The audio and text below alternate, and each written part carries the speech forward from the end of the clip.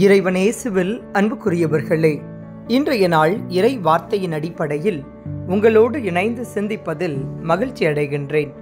இன்றைய இறை வார்த்தையானது கடவுள் மீது நம்பிக்கை கொண்டவர்களாக நமது வாழ்வை நெறிப்படுத்திக் கொள்ள நமக்கு அழைப்பு விடுக்கிறது.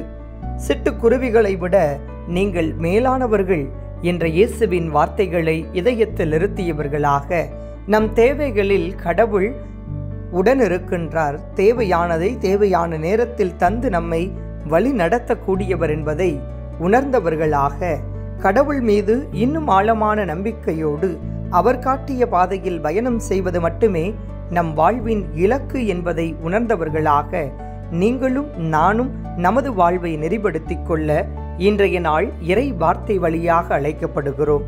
இந்த இறை வார்த்தை தருகின்ற அழைப்பை இதயத்தில் இருத்தி சிந்தித்தவர்களாய் நமது வாழ்வை நெறிப்படுத்திக் கொண்டு இயேசுவின் பாதையில் இணைந்து பயணிக்க இறைவனிடத்தில் அருள் வேண்டுவோம். இறைவன் நம்மை தொடர்ந்து ஆசிர்வதிப்பார்.